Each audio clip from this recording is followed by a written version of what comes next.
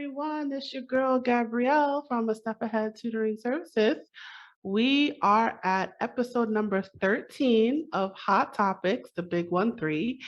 This is where we talk real talk about things that are happening in education, employment, mental health, social services, physical health, whatever, anything that is considered steamy.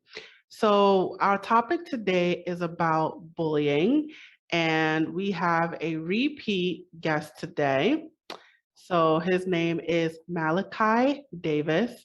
So, I'm going to just give you a little bio about him just to refresh your memory on who he is. So, Malachi Davis is the co founder of the Mal the Motivator Brand.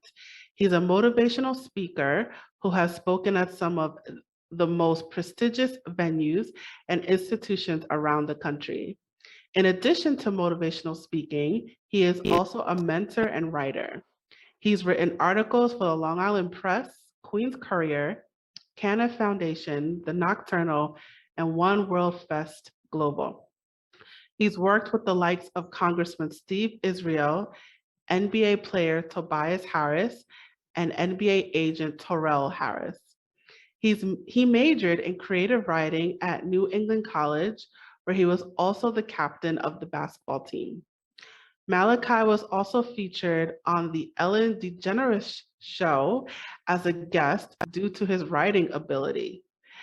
Malachi's done voiceovers and has even helped to work on an ad that was featured on 3 billboards in Times Square.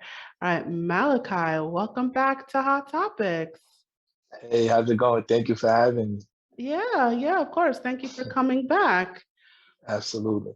All right, so today is a little bit of all topics are serious, but this is I think, a particularly more serious topic on bullying, and you have an interesting perspective on it.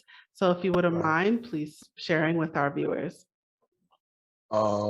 Yeah, well, I feel like the topic of bullying is something that's very prevalent right now, in schools, as well as in the workplace, with adults, but mostly with kids. Me being someone who does work with a lot of children, I see it a lot. There's different levels, I would say, to it. Sometimes it's playful banter, sometimes it's a little more serious than that. I feel it's very important to, just point out to people how much more you're alike than you are different, because a lot of it stems from that, just not really realizing how much you and a person have in common. So a lot of kids are, going through stuff at home. So they come to school, they take it out on, other kids in the school.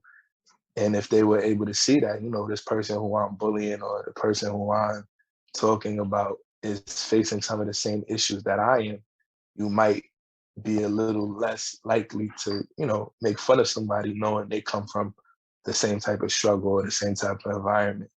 And I actually have, a very close situation where I had to speak to children. A girl at high school that I was hired to speak at had actually committed suicide. And she was in the 10th grade.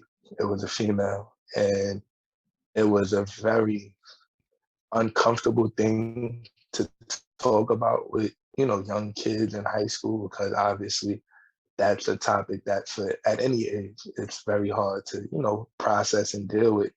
But a lot of the reason why that was happening was because she was suffering in silence and she wasn't really speaking on some of the stuff that was going on, being bullied, stuff like that. And I just feel like we live in a time where I believe things are a little different in terms of like the sensitivity level and, like, I don't want to say toughness, because like nobody should have to go through being bullied or anything like that. But I know in my day, it was a lot more acceptable. Like, nobody believed frowned upon, people making fun of people. Like, it was, all fun and games. It was playful. And I just feel like now there's so many platforms and there's so many, avenues that advocate and basically, talk out and speak out about it, because we do see that a lot of kids aren't really able to handle that. And it's something that a lot more, you hear that a lot more now than you did, kids can stuff like that. So I feel like it's a very important, subject to talk about. I think that as adults, we have a responsibility to highlight it more and, talk to kids about it, just because of the fact that, we're more experienced than them in certain standpoints. So I feel like if we bring it to the forefront and we force kids to speak on it, express how they feel about it, it'll make it a lot easier for kids to understand, how bullying can go from something that's very playful to something that's life altering. Like I said, a child committing suicide, a kid wanting to hurt themselves because they're being bullied. So I just think it's a very important topic. Right. So you were talking about how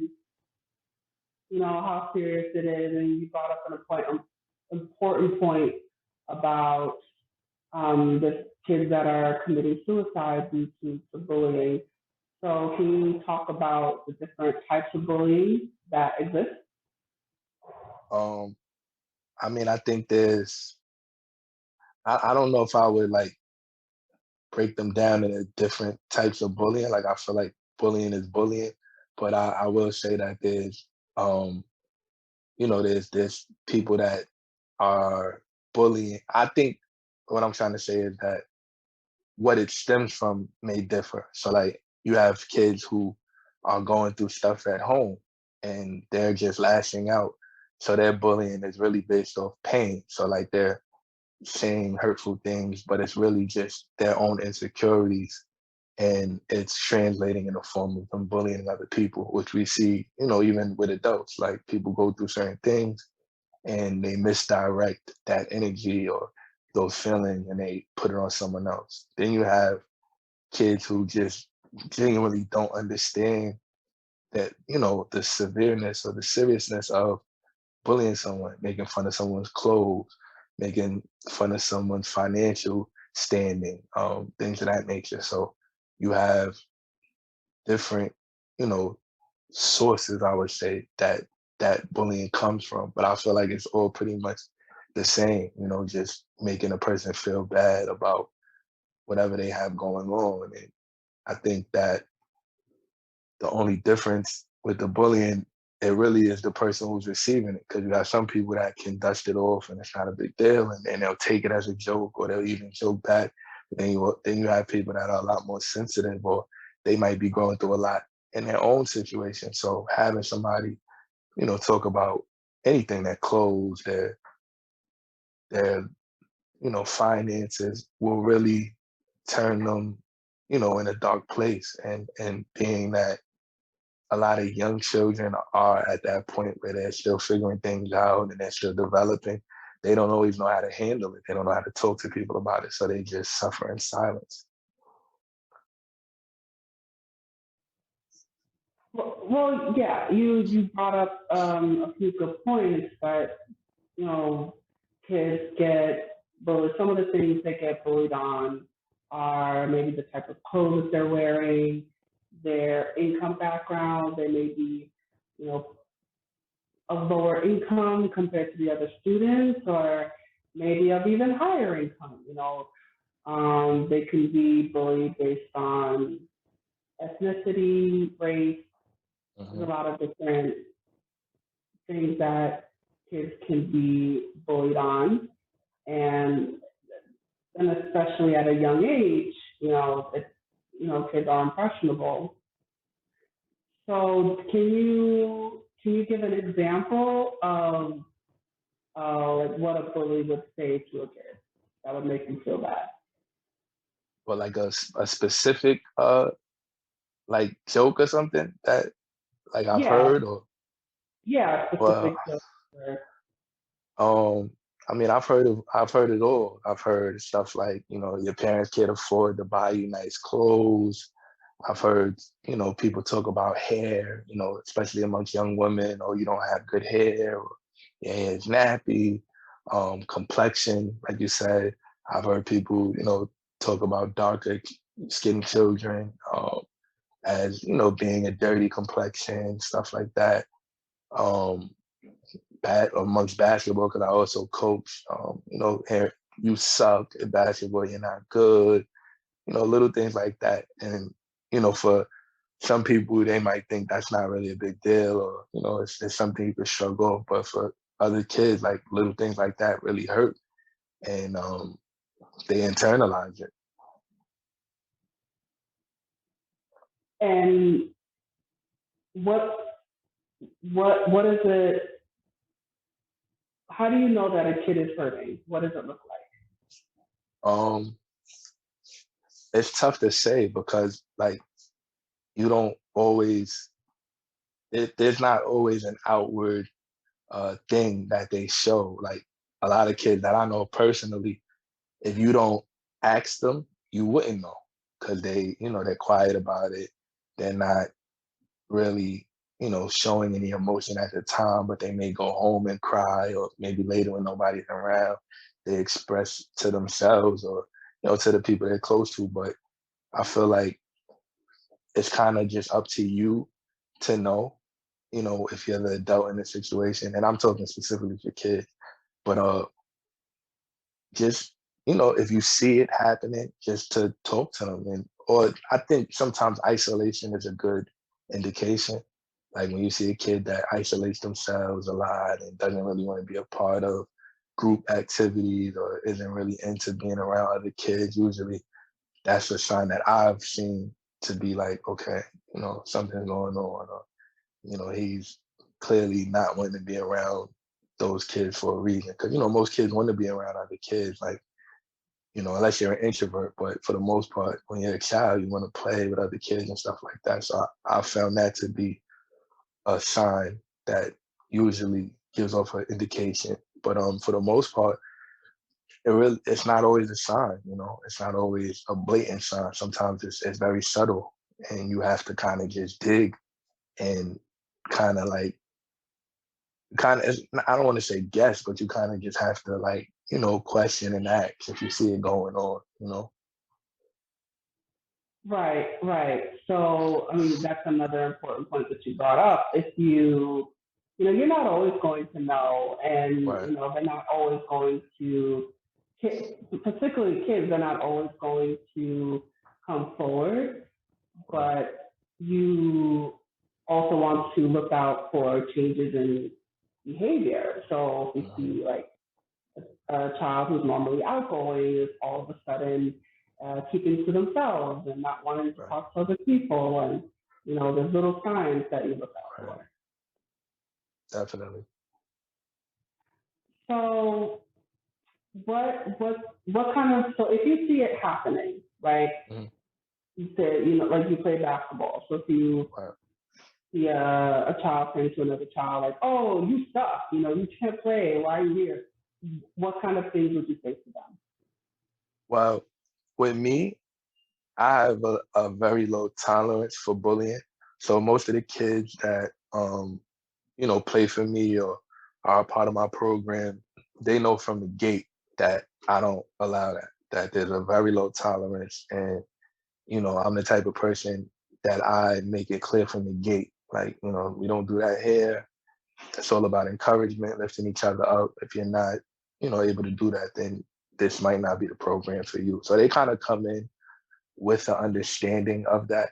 But, you know, obviously there's some kids that slip through the cracks, and it does still happen. And I'm usually just very vocal, you know, at the time. And I make sure to do it in a way where it's not embarrassing for the kid that's getting bullied. Because, you know, sometimes for children too, it's like they don't want you to make a big deal about it. They want to kind of to be discreet and stuff like that. So I've had instances where I think it's important to know your personnel. You know, everybody's different. So if it's a kid who I know is like very discreet and stuff like that, I might pull him to the side at one point, and then also pull the other kid to the side at another time, and just, try to explain and point out why it's wrong, the reasons why it shouldn't be done. But then, like I said, with other kids that I'm kind of familiar with, or I know their personality, I don't mind saying it in front of the group. Like, listen, we're not doing that. It's a low tolerance for that. And if you can't respect that, then this just won't be the program for you. So I just think, I don't know, I think children just need to know that it's serious, because I think that's the biggest issue. Like, people don't take it serious. Like, it's very like, oh, whatever, I'm just joking, or, oh, it's just, I'm playing. But it's like, everybody doesn't have that tough skin one, and some people are dealing with so much, you never really know what they're dealing with. You never know what that straw that breaks the camel's back is, So they could be going through a bunch of stuff at home, and then come to school and you're saying things that you think are funny, but to him, because he's going through all this other stuff, it's like he can't take it, and that's his breaking point. So I think just explaining to, young children that, listen, it's not just all fun and games. Like, for some people, it's very serious. So why do you think there are some kids that don't take it seriously as they should?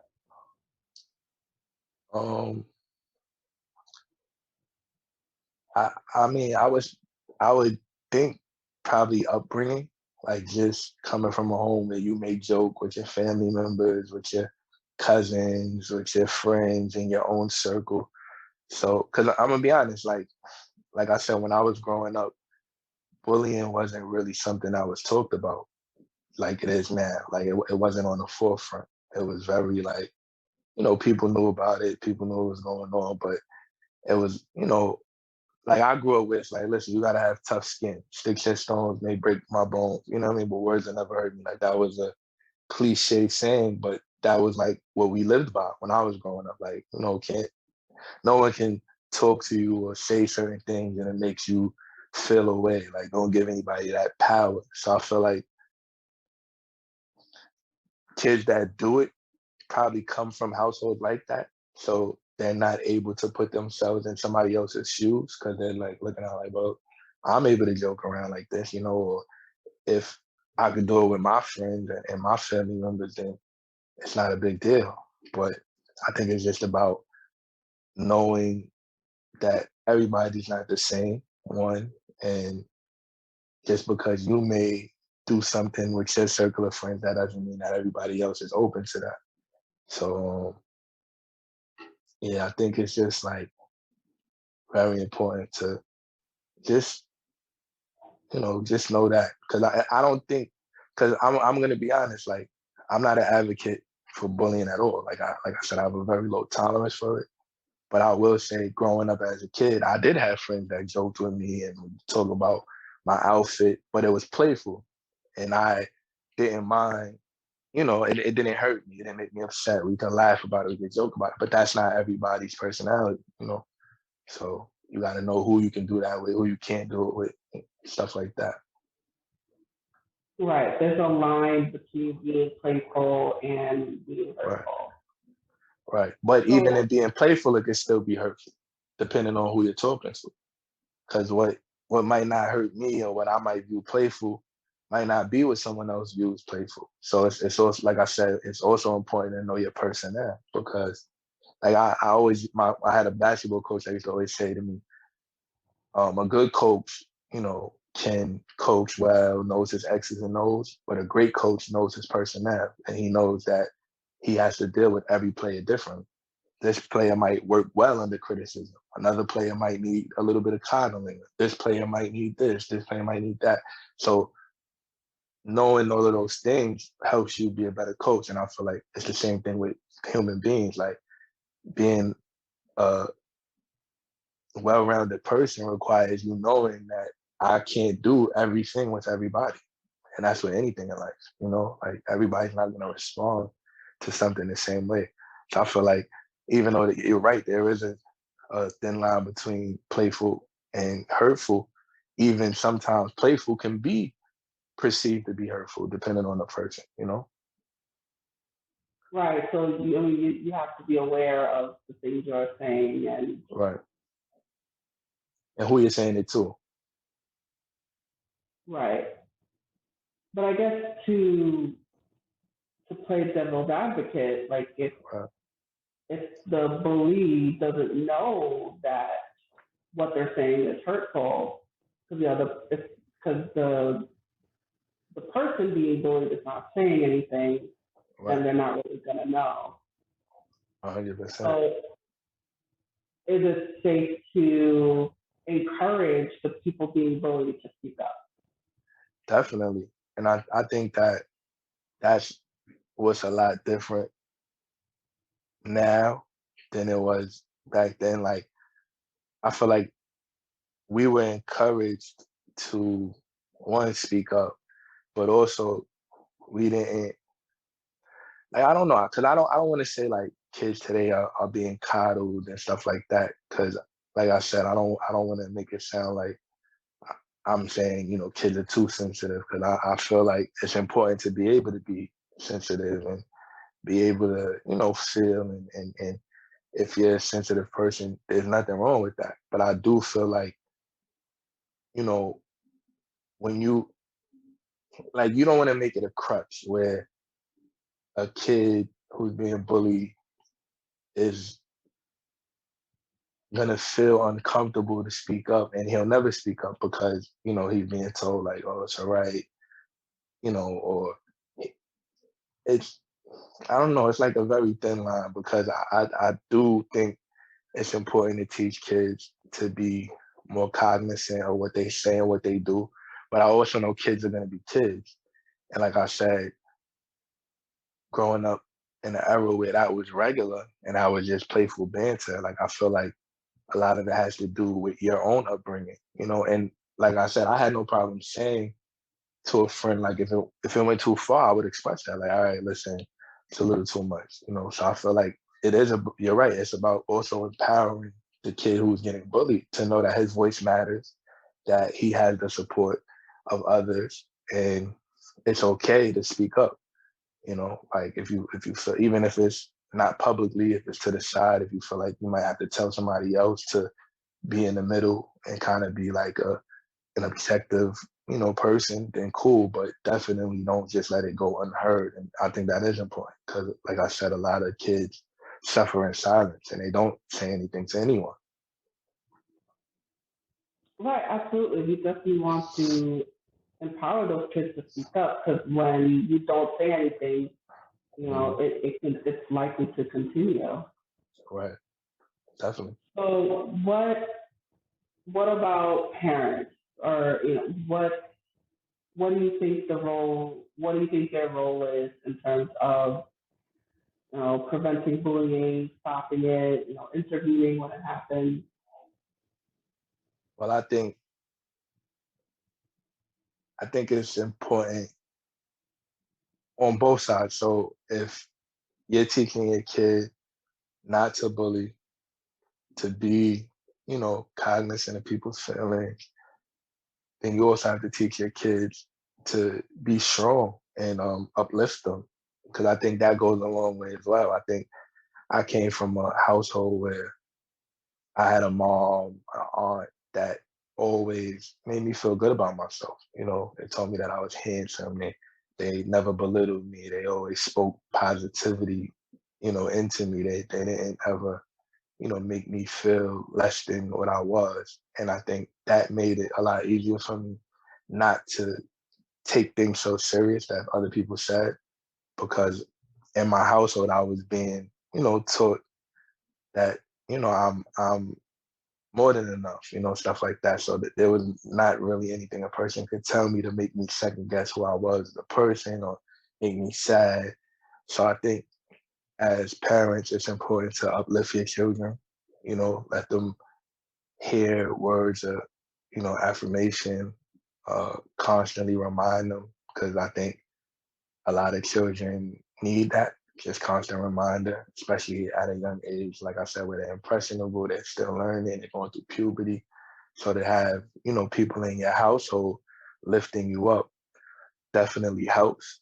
Obviously that's not always going to be the answer, but I do feel like if I'm speaking for myself personally, I know that helped for me a lot, because like I said, I grew up in an era where kids were very harsh, but it was playful, and I didn't ever take it too serious. I didn't allow it to, break me down emotionally, anything like that. But part of it had to do with my upbringing and feeling how I had high esteem for myself, So I feel like all of those things are important.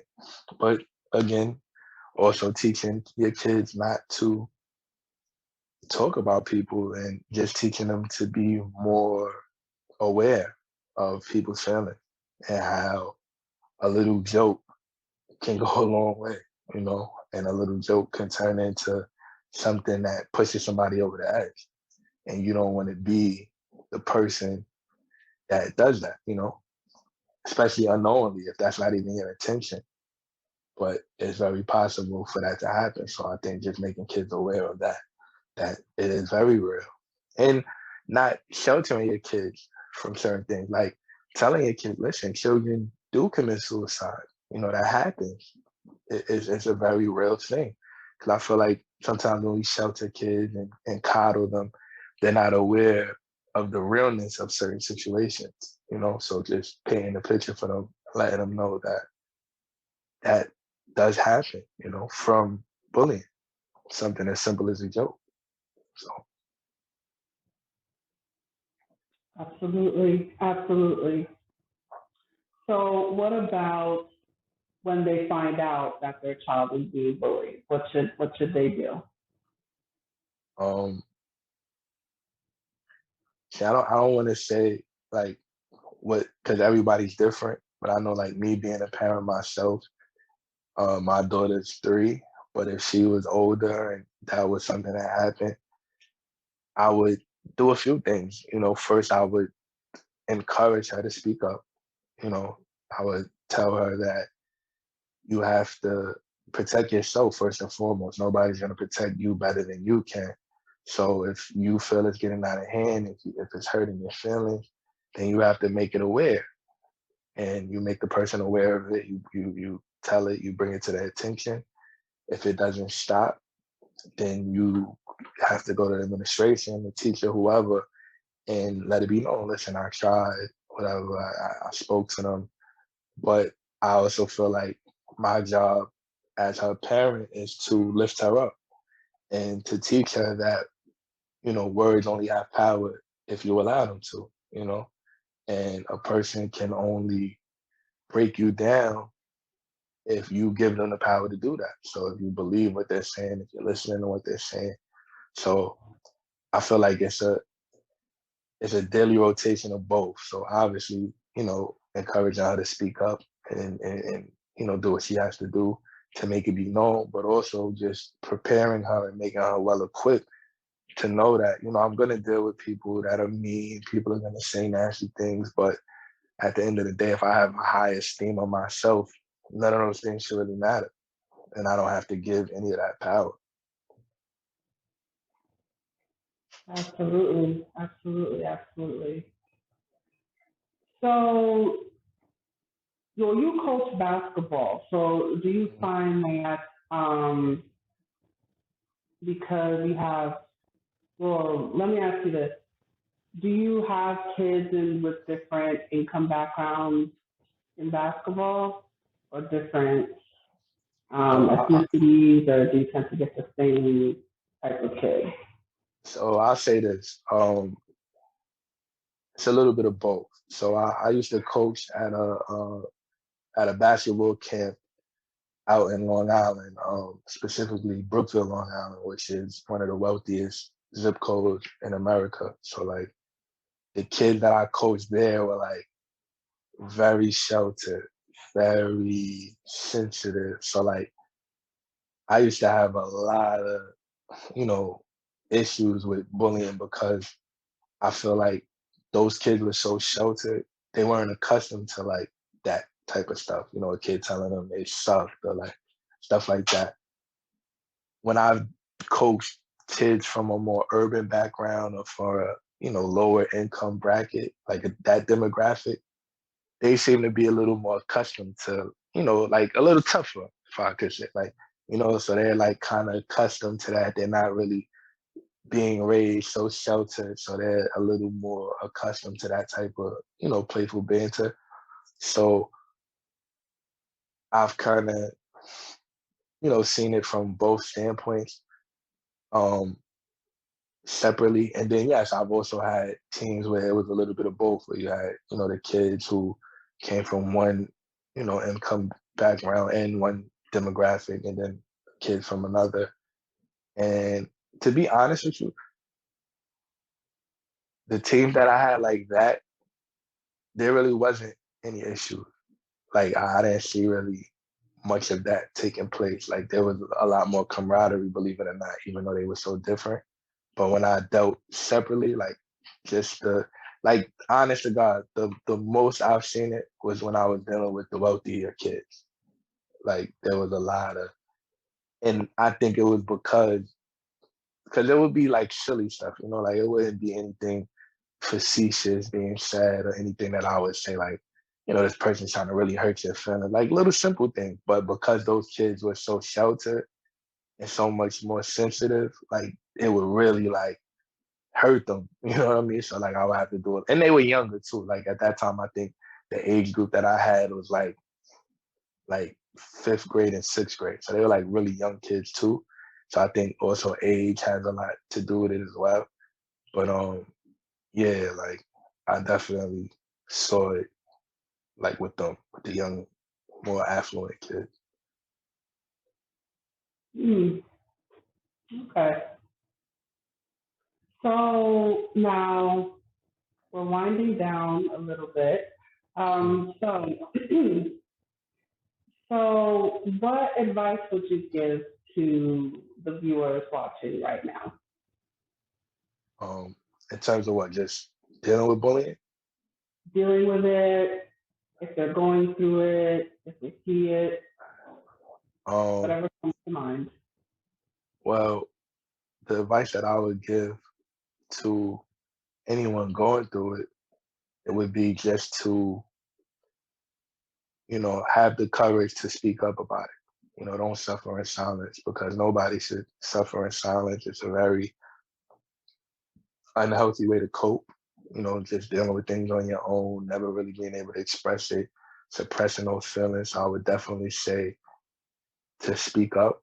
And even if it's not you speaking up directly to the bully, just expressing it to someone that's in a position to help or play the objective role,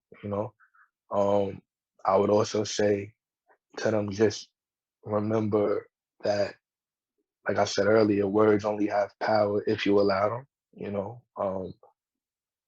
I know I was always taught that people do a lot of things for attention and for the response that you give. So a lot of the time, I was always taught ignore them and they'll stop, because if you're not giving, if they're not getting the rise out of you that they want, they're not gonna find any. Because that's usually what it's for. People do that to get a rise out of you. So I would also just say, have the ability to just ignore that and just be confident in yourself and know that, I'm not gonna pay that attention. From the side of people doing the bullying, I would just tell them to just be a little more cognizant of the fact that everybody is not the same, and even though you may feel you're joking or you may feel like it's playful or whatever the case may be, that doesn't mean that's how the person on the opposite end is taking it. And I would say just understand the severity and seriousness of bullying, that it doesn't always end where it's just, oh, well, I'm joking with this person. Like there are times where people crack and they can't take it. And like I said, they're dealing with stuff at home and they're dealing with stuff here and there. And you never know when you'll be the straw that breaks that camel's back. So I would just say be a lot more cognizant of that. Um, and to the parents, I would just say talk to your children as much as possible, because a lot of the times you don't know what's going on and they're not sharing it with you. And it's good to stay on top of those things, because to speak on the situation that I actually had to speak to the student body about. The young woman who committed suicide, she kind of suffered in silence to the point where she had a brother that attended the same school, and he was totally unaware that she was going through all of the stuff that she was going through, as well as her parents. So I feel like it's very important as parents to just talk to your kids and give them the forum and the open space to where they feel comfortable coming to you about anything. The advice that I would have to give would just be, obviously for the kids getting bullied, I would just try to empower them and encourage them to speak up, whether it be to the person doing the bullying or whether it's someone that can be a mediator and, be objective and help both sides to see, either that it's not a big deal and you don't have to take it and internalize it, and just to explain to the other person, everybody's not willing to joke a certain type of way.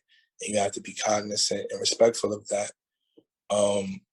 And as far as, the people doing the bullying, I would just tell them to be more aware of how you can affect someone. Like I said earlier, you never know when you'll be the straw that breaks the camel's back, and you don't want to push people over the edge. You never know what they're going through in their personal life.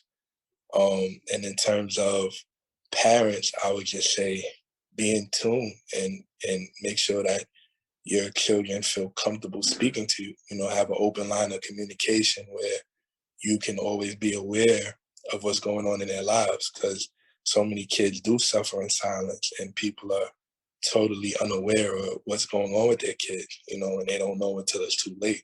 So I feel like it's very important to just speak to them, encourage them, uplift them, and just make sure they're comfortable to talk to you about anything. Awesome. All right, Mr. Davis, thank you for joining us today on Hot Topics yet again. So to the viewers, you can find Malachi on Facebook under Malachi Davis. His Instagram is Mal_the Motivator, and his Twitter account is MallyMal92. All this information will be provided to you in the description. He's also available for motivational speaking. So if you're looking for a speaker for an event, you can email him at mallymal329@gmail.com. So definitely give him all of the support. And I thank all of you for joining us today. Please check out our YouTube channel for more videos and clips. And don't forget to subscribe. You can also find us on Facebook, Instagram, Twitter, and Eventbrite. And lastly, we are also collecting donations to our ongoing crowdfunding campaign on ifundwomen.com. The funds will be used to keep our staff employed, offer free and low-cost workshops, and to market our services to families nationwide. So please consider making a donation today. We will definitely appreciate the support. And please tune in next time to our next episode. Thank you for watching. Signing off.